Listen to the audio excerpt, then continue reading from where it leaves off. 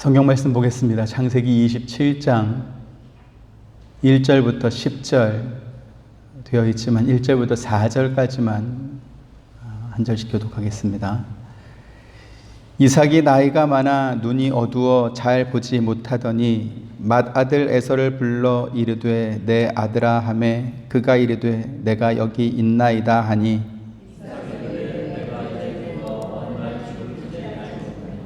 그런즉 내 기구 곧 화살통과 활을 가지고 들에 가서 나를 위하여 사냥하여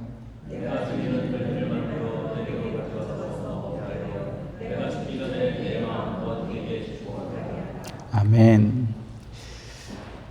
오늘 본문인 창세기 27장은 이 내용을 드라마나 영화로 각색해서 만든다 할지라도 이렇게 재미있는 어떤 구성이 될 만큼 등장인물들의 구성이나 그들의 개개인의 특징이나 또 갈등 구조나 배신과 속임수와 반전 등의 내용으로 가득합니다.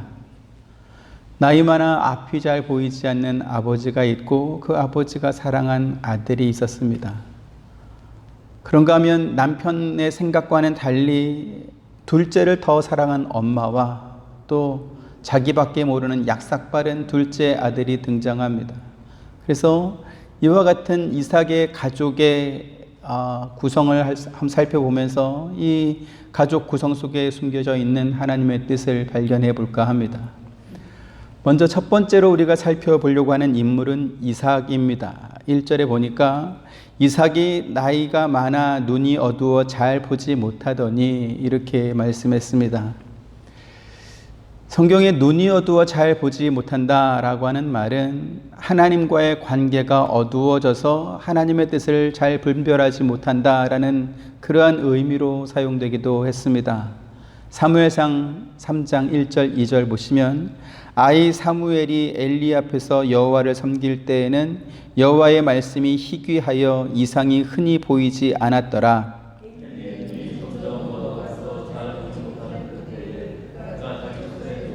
네, 엘리 제사장은 누군가 하면 자식이 없는 한나가 성전에 올라와서 그 자식이 없는 문제로 인해서 하나님 앞에 괴로워하면서 기도할 때에 하나님께 그녀의 기도를 들어주기를, 하나님께서 그녀의 기도를 들어주기를 기원했던, 축복했던 그런 사람입니다. 그리고 그 이후에 한나는 사무엘을 낳게 되지요. 이 엘리 제사장은 사무엘이 태어나기 전까지는 눈이 어둡지 않은 사람이었습니다.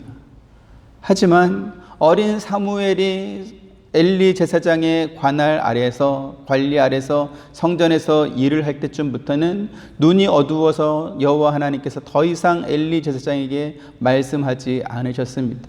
2절에 엘리의 눈이 점점 어두워가서 잘 보지 못하는 그때에 이렇게 말하고 있습니다.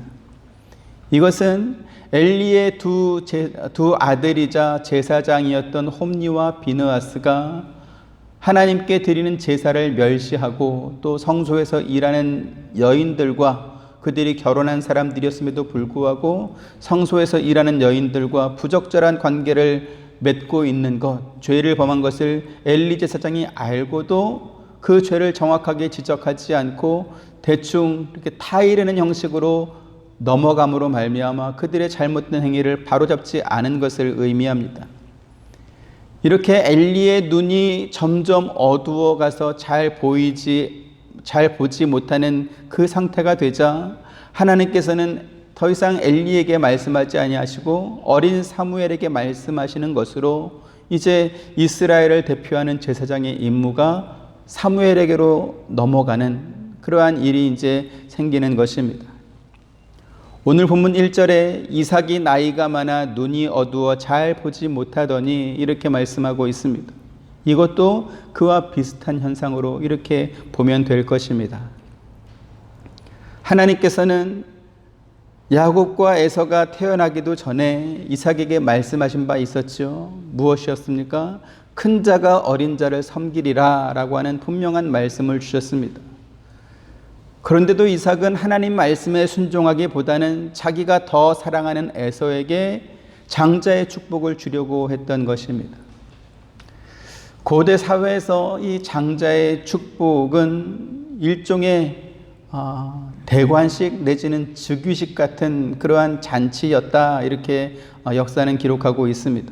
그래서 아버지가 장자의 축복을 내리는 날에는 집안 모든 식구들이 다 모여서 장자의 권한이 아버지에게로부터 아버지가 축복한 그 사람에게 정통성 있게 내려갔다라고 하는 것을 집안 모든 사람들이 다 알게 했다, 이렇게 기록하고 있습니다. 그런데 이 이삭은 이 장자의 축복을 하면서 자기 아내와 둘째 아들에게는 알리지 않고 큰아들만 불러서 너 나가서 활과 화살을 가져가서 이렇게 짐승을 잡아다가 내가 좋아하는 별미를 만들어 가지고 와라. 그러면 내가 너에게 축복하겠다. 이렇게 은밀하게 장자의 축복을 주려고 하고 있습니다. 이것은 이삭이 하나님의 말씀을 기억하지 못했다라기보다는 당시의 관습을 따라서, 그리고 아버지가 보기에 더 좋아하는, 더 사랑하는, 혹은 더 남자다워 보이는 큰아들에게 이 장자의 축복을 전해주려고 했던 것으로 그렇게 보입니다. 인간이 빠지기 쉬운 함정이 있습니다. 그건 뭐냐면 합리적인 판단과 인륜에 따른 어떤 정의 관습이 그렇습니다. 이삭이 에서에게 장자의 축복을 주려고 했던 합리적인 이유가 있지 않았겠습니까? 두 자녀를 키우다 보면 얘가 좀 더 듬직하다, 얘가 좀 더 괜찮다, 어떤 이런 합리적인 판단을 하는 근거가 분명히 이삭에게 있었을 것입니다. 엘리 제사장 역시 자신의 두 아들이 성소에서 죄를 범하고 있다는 사실을 알고도 그들의 죄를 밝히 드러내어 징계하기보다는 인륜에 따른 인정으로 그들을 타이르는 것으로 그냥 덮고 넘어갔던 것입니다. 하나님 없이 사는 사람들, 하나님이 없이 사는 아버지는 그렇게 판단하고 결정하는 것이 형제간의 위계 질서를 세워서 가정의 평화를 이루고 또 너그럽고 인자한 아버지로 인정받는 어떤 한 방편일 수는 있을 것입니다. 왜 그렇습니까? 하나님 없이 사는 사람들에게 있어서 최종 결정권자는 가정에서 아버지일 수밖에 없기 때문에 그렇습니다. 그러나 하나님을 아버지로 모시고 사는 사람들에게서 최종 결정권자는 누굽니까? 하나님입니다. 그렇죠? 이사야 55장 8절 9절 한 절씩 봅니다. 이는 내 생각이 너희의 생각과 다르며 내 길은 너희의 길과 다름이니라. 여호와의 말씀이니라.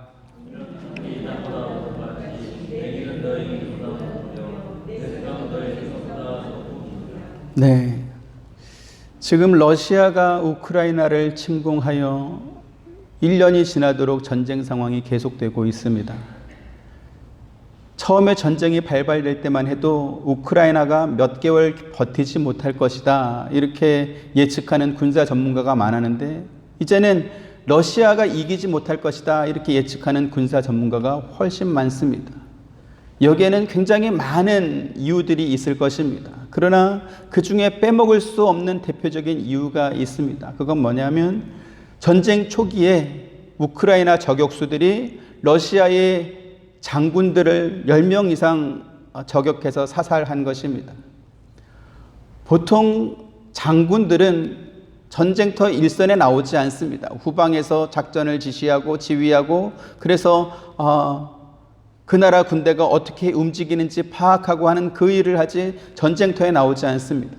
그런데 이 전쟁을 빨리 끝내고 싶은 푸틴 러시아 대통령이 장군들을 닥달한 것입니다. 나가서 지휘해라. 그래서 전쟁터에 나오는 순간 이렇게 족족 다 저격을 해서 전쟁을 이끌 장군들이 남아있지 않은 것입니다. 병사는 임무만 수행하면 되지만 그 전쟁에서 승리하기 위해서는 전장의 지형과 세력과 아군의 지원과 또 부대 간의 협조와 협력과 이런 것들을 다 파악하고 최종 결정할 뛰어난 장군은 반드시 필요합니다. 임진왜란 당시에 일본의 해군력은 우리나라를 압도했습니다. 압도라는 표현도 적당하지 않습니다. 그냥 게임이 안 될 만큼 일본의 해군이 막강했습니다.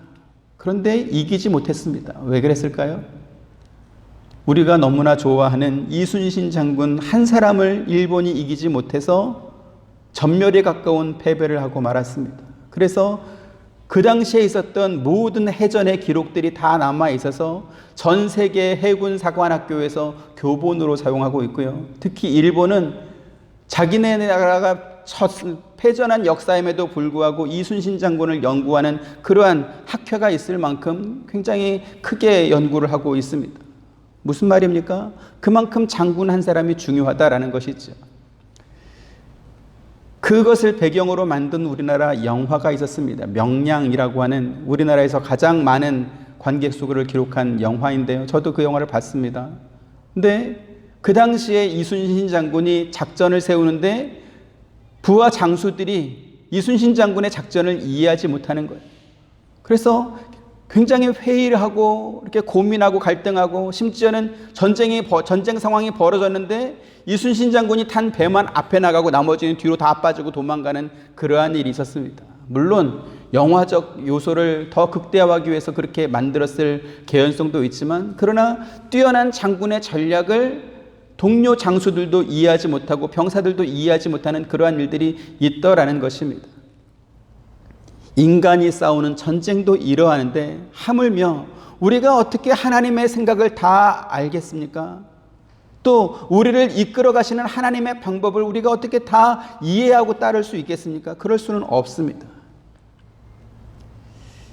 우리 사용하는 말 가운데 오지랖이 넓다라는 그런 말이 있지요. 쓸데없이 지나치게 아무 일이나 다 참견한다라는 그러한 의미입니다. 이 오지랖은 뭐냐면 혹시 오지랖 뭔지 아십니까? 한복 저고리나 겉옷에 이렇게 앞자락, 앞섬을 가리켜서 오지랖이라고 합니다. 근데 이 오지랖이 한쪽에 넓으면 어떻게 될까요? 옷에 태가 나지 않고 일로 넘어가든지 옷이 이상해지고 기능을 제대로 못하는 것입니다. 그래서 오지랖이 딱 맞아야지 오지랖이 넓으면 안 된다. 그래서 한복 만드는 용어가 오지랖입니다. 이삭이 하나님의 말씀을 듣지 않고 에서에게 장자의 축복을 주려고 했던 것, 그게 뭡니까? 오지랖이 넓은 것입니다. 우리가 알아야 될 건 뭐냐 하면 축복이라고 하는 것은 누구에게 복을 빌어주는 행위인 것이지 복을 빌어주는 사람이 자기 마음대로 복을 줄 수 있는 결정권자는 아니다라는 사실입니다. 근데 참 희한하게도 한국 기독교 풍토에서는 이 축복이라는 말이 복을 빌어주는 행위를 지나쳐서 그 복을 빌어주는 사람에게 어떤 복을 줄 수 있는 권한이 있는 것처럼 그렇게 생각하고 여기는 경향이 있습니다. 그래서 누군가가 축복 기도해 준다, 안수 기도해 준다 그러면 돈 싸들고 쫓아다니는 사람도 참 많습니다. 왜? 그분한테 축복 받으면 진짜로 복 받을 거로 이렇게 생각하기 때문에 그런 것이죠. 만약에 이삭이 복을 주는 당사자라고 한다면 야곱이 먼저 와서 비록 아버지로부터 복을 받았지만 뒤에 온 에서가 걔는 야곱이에요. 제가 진짜 큰아들이고 제가 에서예요. 아빠 저한테 복을 주세요. 그랬을 때 저 고얀 놈, 저놈이 또 저렇게 거짓말 했구나. 그래, 그거 취소하고 내가 너한테 복을 주마. 이렇게 해가지고 복을 줄 수 있었을 것입니다. 그러나 야곱이 어떻게 합니까? 뒤에 온 에서가 울고 불면서 막 통곡하면서 나한테도 축복을 좀 주세요라고 말을 하는데 내가 너에게 해줄 수 있는 일이 없다 이렇게 말하고 있습니다. 본문 34절부터 37절 한번 보죠. 에서가 그의 아버지의 말을 듣고 소리내어 울며 아버지에게 이르되 내 아버지여 내게 축복하소서 내게도 그리하소서. 에서가 이르되 그의 이름을 야곱이라 함이 합당하지 아니하나이까? 그가 나를 속임이 이것이 두 번째니이다. 전에는 나의 장자의 명분을 빼앗고 이제는 내 복을 빼앗았나이다. 또 이르되 아버지께서 나를 위하여 빌 복을 남기지 아니하셨나이까?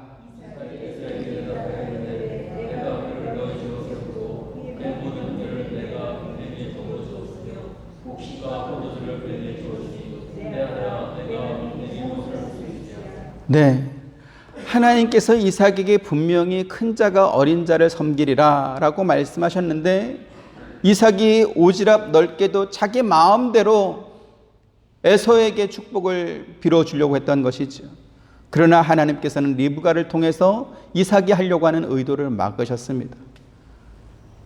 그리고 이삭은 뒤늦게 자기에게 온 에서를 통해서 자기의 생각이 잘못됐다, 자기의 판단이 잘못됐다라는 것을 깨닫고 나서 심히 크게 떨면서 자신의 실수를 바로잡고 있습니다. 무엇입니까? 내 아들아, 내가 네게 무엇을 할 수 있겠느냐? 내가 할 수 있는 일은 더 이상 없다. 이렇게 하나님께서 일하셨기 때문에 내가 할 수 있는 일은 없다라고 솔직하게 시인하고 있는 것입니다.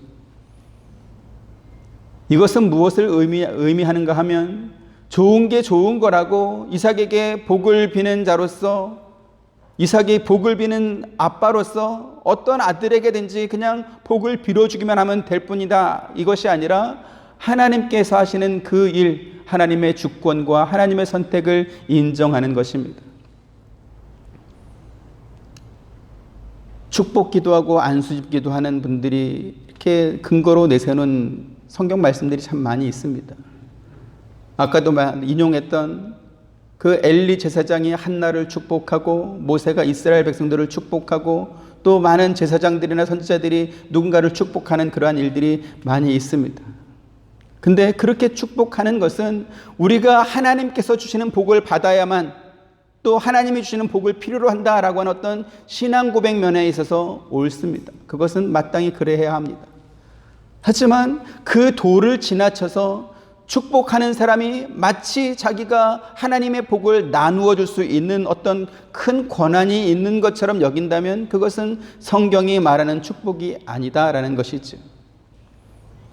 세상에 어떤 아버지가 자기 아들에게 축복을 빌어주고 싶지 않겠습니까? 그리고 만일 내가 아들에게 축복해서 아들이 복을 받을 수만 있다면 저는 저 뒤에 있는 제 아들들을 위해서 하루에 10,000번이라도 축복을 더할 것입니다. 그러나 이삭이 에서에게 뭐라고 말합니까? 내 아들아, 내가 너에게 무엇을 할 수 있겠느냐? 내가 널 위해 할 수 있는 일은 더 이상 없다. 이렇게 말하고 있습니다. 무슨 뜻이죠? 하나님께서 정하신 일은 육신의 아버지라 할지라도 아들을 위해서 할 수 있는 것이 없다라는 것입니다. 여기서 우리가 알아야 될 건 뭐냐면 이삭이 야곱에게 지금 빌어준 이 복이 세상의 복이 아니다라는 것입니다. 하나님께서 선택하신 백성이 누리게 될 구원의 복을 가리켜 말하는 것입니다. 그리고 이 복은 야곱을 거쳐서 그리스도에 이르기까지 구원의 계보를 뜻하고 있습니다. 고린도전서 16장 16절 17절 우리가 축복하는 바 축복의 잔은 그리스도의 피에 참여함이 아니며 우리가 떼는 떡은 그리스도의 몸에 참여함이 아니냐.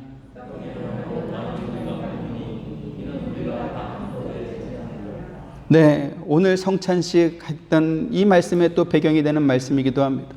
우리가 축복하는 이 축복의 잔은 세상의 것을 잘 먹고 잘 사는, 잘 마시는 그러한 축복이 아니라 그리스도의 몸과 그리스도의 피에 참여하는, 구원에 참여하는 그러한 축복이다라는 것이죠. 그래서 반복해서 말씀드립니다마는 성경이 말하는 복은 잠시 있다 사라질 안개와 같은 복, 또는 썩고 녹슬고 도둑맞게 될 세상의 복을 의미하지 않습니다. 영원히 썩지 않고 더럽지 않고 쇠하지 않는 유업, 곧 천국의 복을 가리킨다라는 것이죠. 그래서 받으면 좋고 못 받아도 어쩔 수 없는 그러한 무책임한 축복을 남발하는, 기도라는 이름으로 남발하는 그러한 것들이 아니라 하나님께서 주시는 이 구원의 복을 받아 누리는 저와 여러분 되시기를 주님의 이름으로 축원드립니다. 뭐든지 욕심이 가는 곳에 잘못된 일들이 벌어집니다. 사람의 욕심을 부추겨서 뭔가를 자기가 줄 수 있는 것처럼 이렇게 하는 사람들에게 기웃거리다 보면 힘도 빠지고 정신도 빠지고 재정도 빠지고 다 빠지게 됩니다. 이러한 함정에 빠지지 마시고 하나님께서 주시는 그 복을 받아 누리는 우리가 되어야 될 것입니다.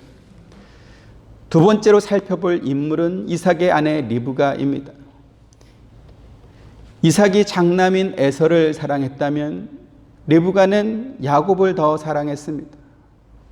그래서 어떤 학자들은 리브가가 쌍둥이 형제를 임신했을 때 하나님께서 이삭에게 큰 자가 어린 자를 섬기리라 라고 하는 그 말씀을 이 리브가가 기억해서 순종했다 이렇게 해석하시는 그러한 학자들 목사님들도 있기는 합니다.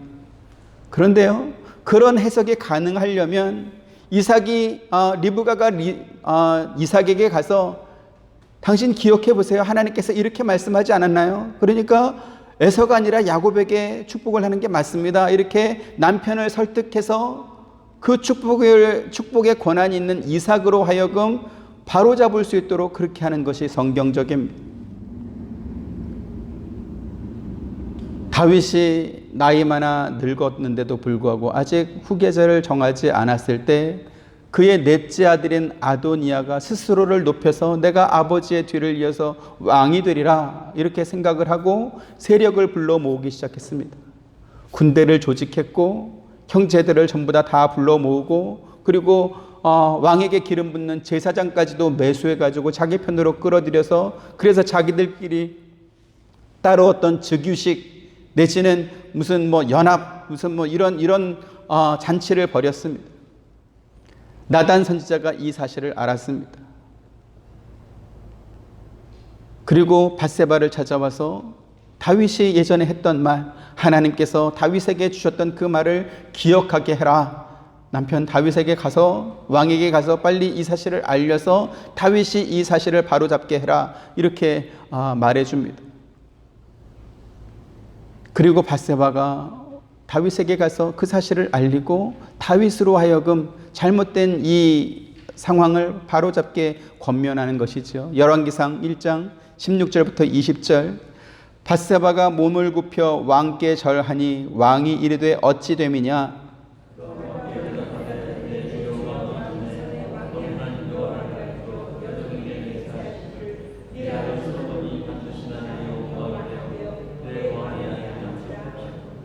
이제 아도니아가 왕이 되었어도 내 주 왕은 알지 못하시나이다.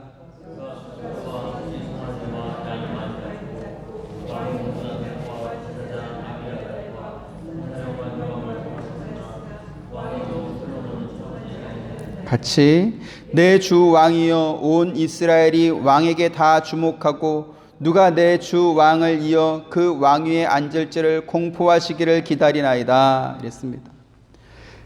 밧세바가 다윗에게 와서 이와 같은 말을 하고 있을 때 나단 선지자가 뒤이어 다윗을 찾아옵니다. 그리고 밧세바가 한 말과 똑같은 말로 다윗이 이 일을 바로잡을 것을 촉구했습니다. 그러자 다윗이 왕의 명령으로 모든 상황을 잘못된 상황을 옳게 잡습니다. 계속해서 28절부터 30절. 다윗 왕이 명령하여 이르되 밧세바를 내 앞으로 부르라 하매 그가 왕의 앞으로 들어가 그 앞에 선지라.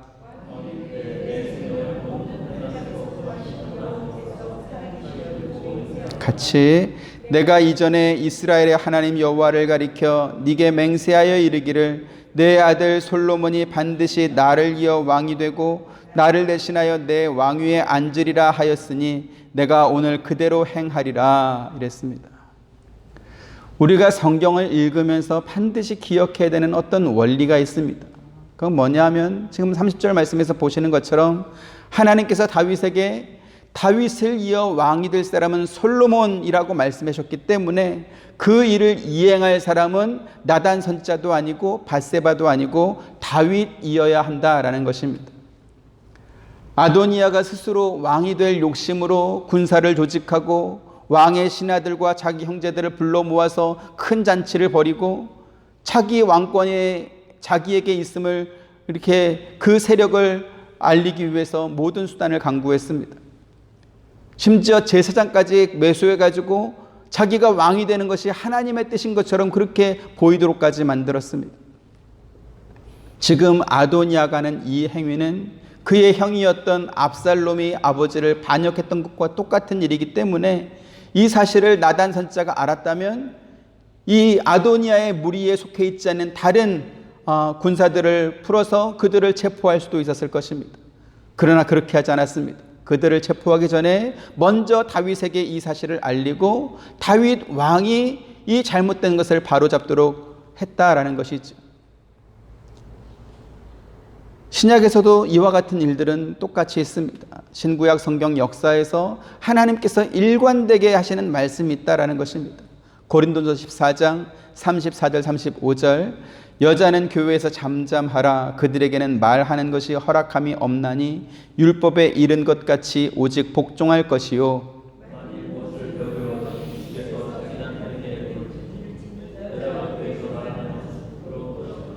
네, 지금 이 말씀은 남자는 하늘이고 여자는 땅이다, 이런 남성 우월주의를 말하는 것이 아닙니다. 교회의 질서를 말하는 것입니다. 구약시대 하나님께서는 모세와 사무엘을 대표로 하는 제사장들을 통해서 말씀을 하셨습니다. 또 엘리야나 엘리사, 이사야나 예레미야 같은 선지자들을 통해서 말씀했습니다. 나라를 다스리고 통치하는 영역에 있어서는 제사장이나 선지자들이 왕에게 하나님의 뜻을 전달하는 역할만 했고, 그 말씀을 시행하는 여부에 대해서는 왕들이 결정하고 왕들이 시행하도록 했다라는 것입니다. 그래서 제사장이나 선지자들이 아무리 하나님의 뜻을 왕에게 제대로 전달했다 할지라도 그 왕이 하나님 말씀을 듣지 않고 잘못된 결정을 내리고 또 죄를 범하고 그렇게 통치하는 것을 제사장이나 혹은 선지자가 막지 못했습니다. 엘리야와 엘리사, 아모스, 요나, 호세아, 이러한 선지자들은 북왕국 이스라엘에서 활동했던 선지자들입니다. 그런데요, 북왕국의 왕들 중에서 하나님의 말씀에 순종한 왕은 단 한 사람도 없습니다. 그럼 우리 생각해 보겠습니다. 하나님의 뜻을 정확하게 알고 그 뜻을 옳게 이루는 것, 이것은 중요합니까? 중요하지 않습니까? 중요하죠. 그러면 선지자들은 하나님의 뜻을 옳게 알았고 왕들은 그 하나님 말씀에 순종하지 않으니까 선지자들이 왕들을 뒤로 물리고 선지자들이 나라를 통치하는 건 됩니까? 안 됩니까? 그건 하나님께서 허락하지 않았다라는 것입니다. 왜요? 그것이 하나님께서 정하신 질서이기 때문에 그렇습니다. 바울이 고린도 교회에 여자는 교회에서 잠잠하라 이렇게 편지한 것도 같은 이유입니다. 이것은 남자가 여자보다 믿음이 더 좋아서, 또는 하나님은 남자에게만 말씀하시고 여자에게는 말씀하지 않기 때문에 여자는 교회에서 잠잠하라, 이것이 아닙니다. 하나님께서 아담에게 에덴 동산의 언약을 주셨고 모세에게 율법을 주셨던 것처럼 또 예수님께서도 사도들에게 땅끝까지 이르러 복음을 가르쳐 지키게 하라 라고 말씀하셨던 그 질서를 교회가 지키는 것입니다. 그래서 같은 이유로 보수교단에서는 여자들에게 목사 한 수를 주지 않습니다. 다시 말씀드리지만 이것은 여자의 믿음이 남자보다 못하다거나 혹은 지적 수준이 남자에게 미치지 못한다거나 또는 하나님께서는 여자에게 말씀하지 않는다거나 이러한 문제가 아니다라는 것입니다. 하나님께서 신구약 성경을 통해서 일관되게 말씀하시는 어떤 원리 때문에 그렇습니다. 이렇게 말씀을 드리면 사사시대의 드보라도 여자였고 예수님도 마리아에게서 태어났다, 또 이렇게 또 반대하시는 분들이 있습니다. 말씀드릴 것은 마리아는 예수님께서 사람의 몸으로 세상에 오셔야 하기 때문에 하나님께서 선택한 사람인 것이지, 마리아가 인류를 대표할 만큼 믿음이 뛰어나거나 또는 인류를 대표하는 어떤 사람이기 때문에 마리아를 선택한 것은 아닙니다. 사사 드보라 역시 하나님께서 특별 계시의 일환으로서 그녀를 들어서 재판하게 하신 것이었지. 그래서 드보라도요, 재판하는 일은 했지만 전쟁 상황에서는 드보라가 앞장서지 않고 바락이라고 하는 남자를 앞세워서 전쟁을 나가게 했습니다. 보시죠. 사사기 4장 14절 15절. 드보라가 바락에게 이르되 일어나라, 이는 여호와께서 시스라를 내 손에 넘겨주신 날이라. 여호와께서 너의 앞서 나가지 아니하시느냐 하는지라. 이에 바락이 10,000명을 거느리고 다볼산에서 내려가니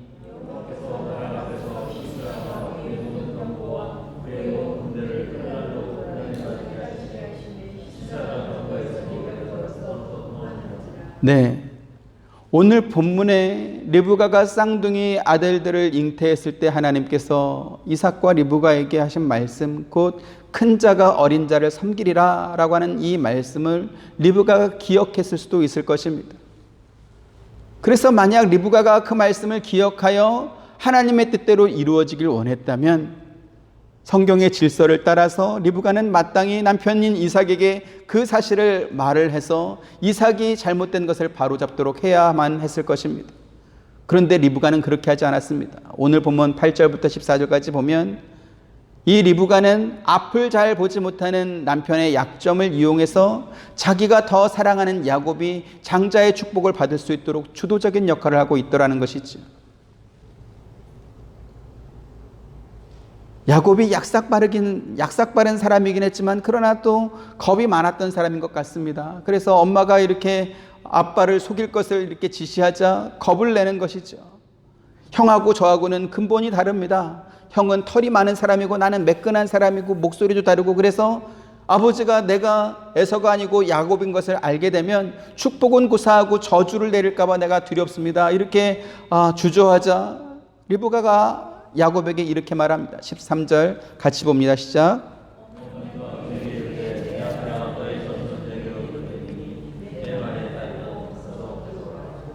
네, 리브가가 남편을 속이고 야곱이 축복받게 한 이 행위가 하나님께서 그들에게 주셨던 약속의 말씀을 기억한 행위였다라고 한다면 저주를 자기에게 돌릴 이유가 없지 않겠습니까? 하나님의 말씀대로 이루어지게 하는데 왜 저주가 오겠어요? 근데 리브가가 남편을 속인 이 행위가 잘못된 것을 자신도 알았기 때문에 만약에 저주를 받아야 된다면 내가 받을 테니까 걱정하지 마라, 이렇게 말하는 것입니다.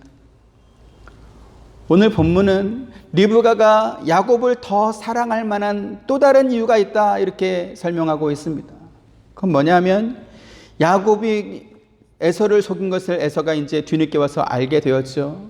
그리고 자기가 울고 불며 아빠한테 매달려도 이삭이 자기에게 줄 축복이 없다라고 말하니까 속에서 분노가 일으켜 나오는 것입니다.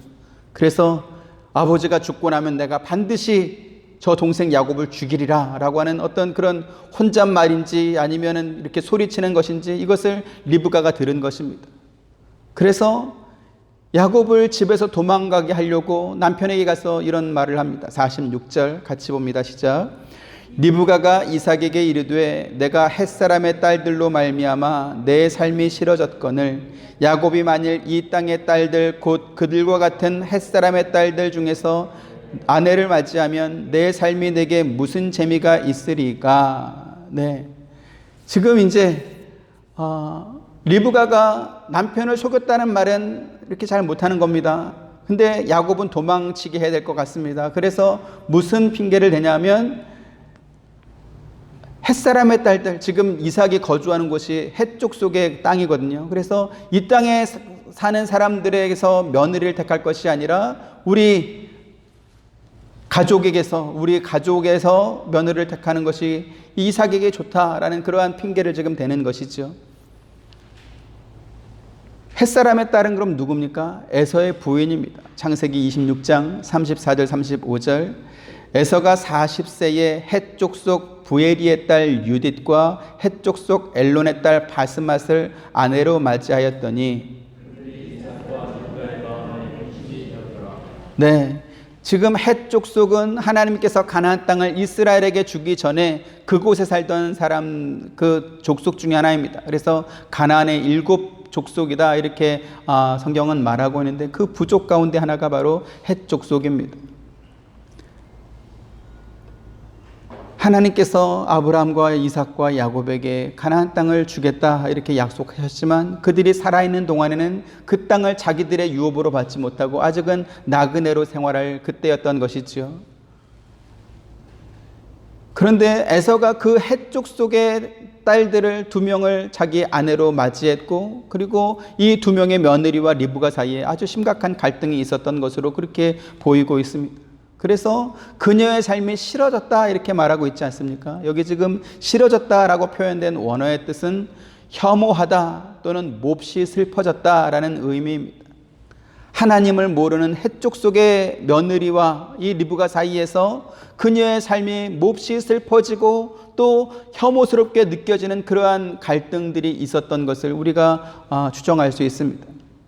그래서 리브가는 생각하기를 이삭이 빌어주는 이 장자의 축복이 이방 족속의 며느리를 데리고 온 에서가 아니라 야곱이 받았으면 좋겠다 이렇게 생각한 것입니다. 그리고 리브가의 이와 같은 생각은 이삭을 통해서 야곱에게로 고스란히 또 전달되고 있습니다. 28장 1절 2절 이삭이 야곱을 불러 그에게 축복하고 또 당부하여 이르되 너는 가나안 사람의 딸들 중에서 아내를 맞이하지 말고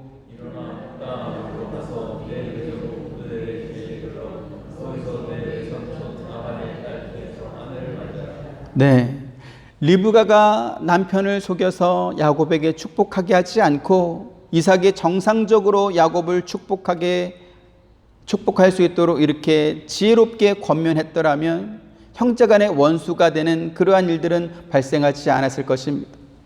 하지만 야곱에 대한 인간적인 어떤 사랑, 애정과 또 헷족 속의 딸들인 두 며느리 사이에서 벌어진 어떤 이러한 갈등으로 인해서 리브가는 잘못된 선택을 했던 것입니다. 그 결과 리브가는 에서의 분노가 풀어질 때까지 한 며칠 정도 야곱과 헤어질 것으로 그렇게 생각을 했지만, 그러나 그녀의 생애가 끝나는 그때까지 리브가와 야곱이 만났다는 성경의 기록은 없습니다. 창세기 3장 35장 가서 보시면 야곱이 사랑했던 라헬이 죽는 그 기록이 있습니다. 그리고 이삭 역시 창세기 35장에 죽은 기록이 있습니다. 그런데 리브가의 죽음에 관한 기록은 성경에 나와 있지 않습니다.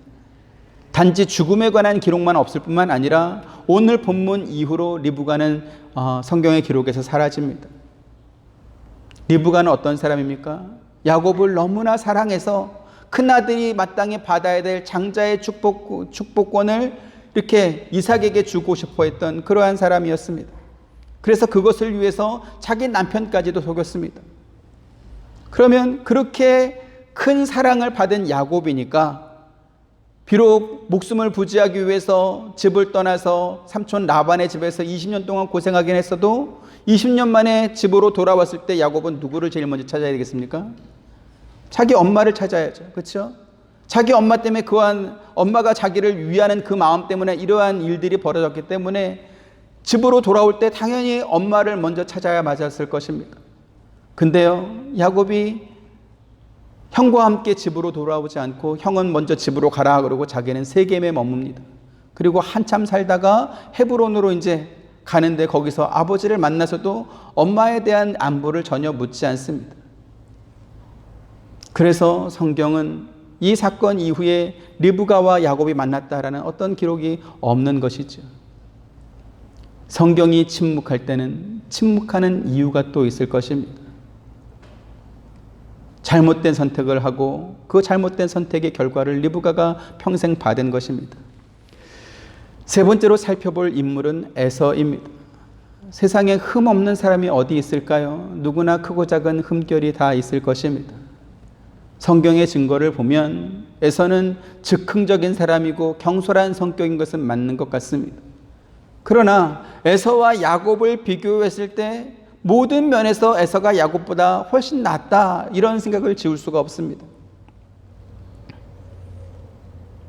이삭이 에서와 야곱 두 형제가 아직 태어나기도 전에 큰 자가 어린 자를 섬기리라 라는 그러한 약속을 해주셨음에도 불구하고 이삭이 에서에게 장자의 축복을 해주려고 했던 어떤 이유가 있지 않을까, 이렇게 성경의 기록들을 보면서 추정할 수 있는 것이죠.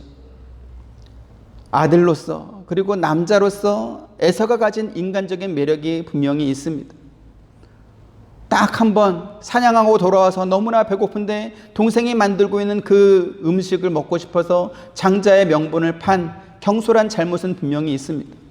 하지만 그 일은 집안 온 식구가 있는 상황에서 그렇게 정상적인 거래로 이루어진 것이 아니라 마치 장난처럼, 그래 앞으로 네가 형 해라 내가 동생 할게, 이렇게 이루어졌다, 이렇게 에서는 생각했을 것입니다. 경솔한 어떤 면이 분명히 있죠.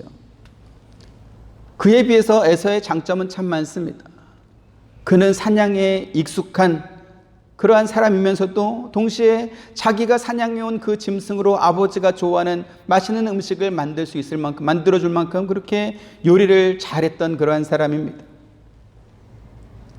야곱이 삼촌 라반의 집을 떠나서 이제 고향으로 돌아오고 있다는 그러한 소식을 에서가 듣습니다. 그리고 400명의 장정을 이끌고 야곱을 마중 나갑니다. 야곱은 자기 형의 어떤 성품을 아는 것이죠. 그래서 야, 내가 20년 만에 돌아오고 있지만 형이 나를 죽이려고 저렇게 많은 사람들을 이끌고 나한테 다가오고 있구나. 이것을 직감적으로 느낍니다. 그래서 형에게 줄 어떤 보상금 내지는 배상금 혹은 예물, 이것을 준비해서 먼저 앞서 보내고, 또 자기 자녀들과 또 자기 부인도 또 앞서 보내고 혼자 뒤에 남고 하는 그러한 일들이 이제 성경에 기록되어 있습니다. 마침내 야곱과 에서가 만나게 됩니다. 그러면서 자기가 모았던 재산의 상당량을 형에게 주면서, 형님 이거 예물입니다, 이렇게 주면서 형의 어떤 분노를 사그러뜨리려고 야곱이 인간적인 노력을 합니다. 근데요, 에서의 반응이 놀랍습니다. 에서가 20년 만에 만난 이 철천지 원수 같은 동생을 죽이려고 하는 것이 아니라 부둥켜 안고 울면서 그를 환영한 것입니다. 창세기 33장 4절 같이 봅니다. 시작.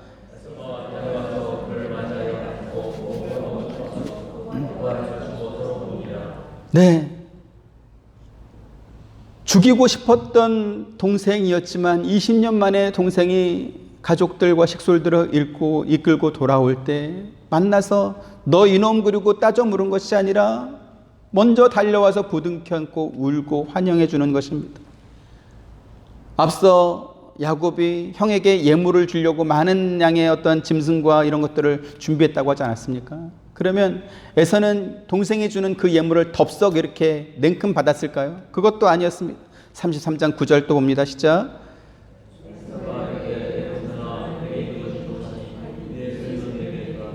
네, 내게 있는 것이 족하니 네 소유는 그냥 너게 두라. 내가 그거 뭐 받으려고 내가 이러는 것은 아니다. 이렇게 또 말을 합니다. 야곱은 에서가 자기를 죽이기 위해서 400명을 이끌고 자기에게 오고 있다 이렇게 생각했지만, 에서가 야곱을 찾아온 이유는 따로 있었습니다. 12절 같이 봅니다. 시작. 네, 에서가 온 이유가 뭐라고요? 동생의 호위무사가 되어서 동생의 가족과 그 모든 재산을 지켜주겠다. 그래서 400명이나 되는 사람들을 이끌고 찾아온 것입니다. 세상에 이런 형이 또 있을까요? 인간적으로 생각하면 에서는 정말 매력적인 사람이고 정말 좋은 형입니다. 자기를 2번이나 속이고 자기가 받아야 될 권리를 빼앗아서 도망친 이 야곱이 얼마나 미웠겠습니까? 그러나 원한을 품지 않은 것입니다. 동생이 이룬 성공의 업적 그 재물을 탐한 적도 없고요. 오히려 동생의 길잡이가 되어서 동생의 가족과 재산을 지켜주겠다고 자처했던 사람이 바로 에서입니다. 에서는 야곱에게만 잘한 것이 아닙니다. 그가 야곱을 마중 나갈 때 몇 명 데리고 나갔다고요? 장정 400명을 데리고 나갔습니다.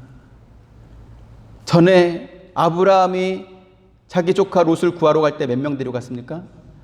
318명 데리고 나갔습니다.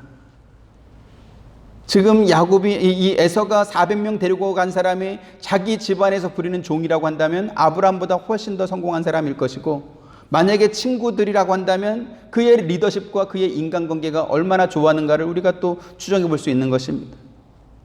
이처럼 세상의 기준으로 보면 에서는 별로 흠잡을 것이 없는 정말 괜찮은 사람입니다. 그러나 문제는 무엇이죠? 하나님께서 에서가 아니라 누구? 야곱을 택했다라는 것입니다. 그리고 바로 이 지점이 오늘 저와 여러분들이 하나님께 무한 감사를 드려야 하는 그러한 이유이기도 합니다. 세상의 기준으로 보면 인격적인 면에서나 실력과 능력의 면에서 보나 우리보다 성공의 업적을 이룬 사람, 또 인간관계가 좋은 사람들이 우리 주변에 셀 수 없이 많을 것입니다. 그렇다 보니까 전도할 때 그런 사람들 전도하기가 참 쉽지가 않습니다. 어렵습니다. 세상적인 성취나 실력 면에서 우리보다 월등히 뛰어날 뿐만 아니라 인격적인 면이나 또 인간관계의 면에 있어서 우리보다 이렇게 실력이 더 좋은 사람들, 그런 사람들에게 복음 전하기가 굉장히 어려운 면이 있기 때문에 그렇습니다. 더 난감한 건 뭐냐면 우리 주변에 야곱 같은 크리스천들이 있는 것입니다. 그 사람이 목사일 수도 있고 그 사람이 교회 장로나 권사일 수도 있을 것입니다. 더 난감한 것은 야곱 같은 크리스천이 집안 식구 가운데 있는 것입니다. 그러면 그런 사람들을 어떻게 설득하겠어요?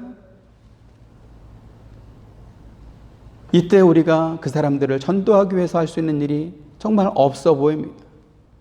그런데요, 하나님께서 인간적으로 괜찮은 에서가 아니라 그보다 훨씬 못한 야곱을 선택해서 하나님의 자녀와 백성으로 삼으셨다라고 하는 이 원리를 우리가 기억해야 될 것입니다. 하나님께서 사람을 구원하실 때 모든 면에서 괜찮은 사람을 선별해서 구원한 것이 아니라 하나님의 주권적인 뜻으로 그를 선택하여 구원하셨습니다. 고린도서 1장 21절 같이 봅니다. 시작.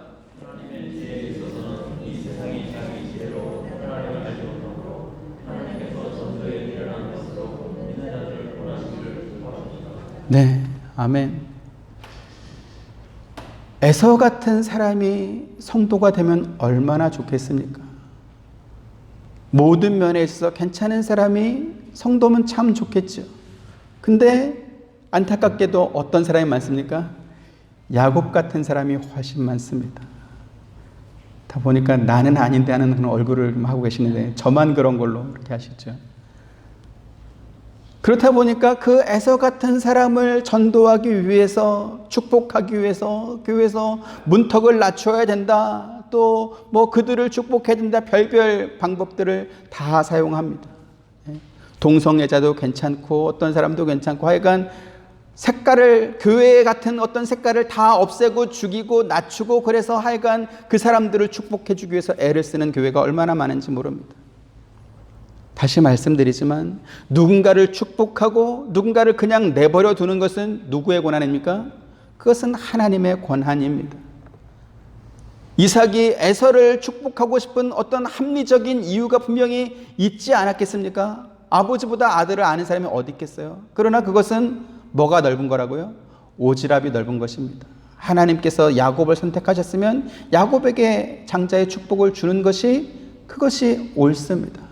그래서 우리가 인간적으로 볼 때는 참 아쉬운 면도 있고 저 사람이 구원받았으면 좋겠다는 어떤 그런 면들도 분명히 있겠지만, 그러나 그 부분에 있어서는 하나님의 뜻이고 하나님의 주권이고 하나님의 선택인 것이고 우리는 순종할 뿐이다라는 사실을 늘 기억해야 될 것입니다.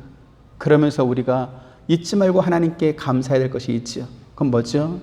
하나님, 야곱 같은 나를 하나님의 자녀로, 하나님의 백성으로 부르셔서 복을 주시니 감사합니다 라는 이러한 감사의 기도가 우리의 삶에서 끊어지면 안 될 것입니다.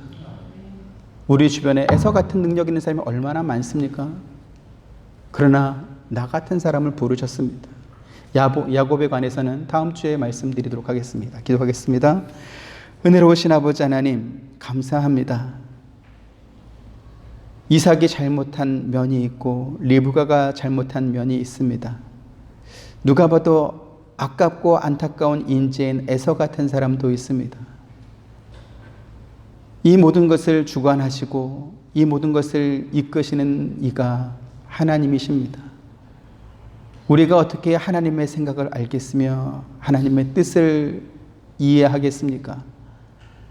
그러나 하나님께서 야곱 같은 우리를 불러서 하나님의 자녀와 백성으로 삼으시고 우리에게 하늘의 복을 내려주신다고 약속하시고 말씀하시니 너무나 감사드립니다. 우리가 해야 할 일은 마땅히 하나님 앞에 순종할 것뿐이고 또 감사할 것뿐임을 다시 한번 고백합니다. 하나님의 뜻이 이 땅에서 이루어질 때까지 우리는 교회로서의 정체성을 잃지 않게 하시고 또 복받은 성도로서의 위치를 잘 지킴으로 말미암아 하나님의 말씀 안에서 신앙생활하는 우리 모두가 되도록 은혜 더하여 주옵소서. 예수님의 이름으로 기도합니다. 아멘. 지금은 우리 주 예수 그리스도의 은혜와 하나님의 크신 사랑과 보혜사 성령님의 감화운동 교통하심이 야곱 같은 우리를 불러서 하나님의 자녀와 백성 삼아주신 것에 감사하며 이 은혜 가운데 살아가길 원하는 사랑하는 모든 성도님들의 머리 위에와 교회와 가정과 하시는 모든 일들 가운데 지금부터 영원토록 함께 있기를 축원하옵나이다. 아멘.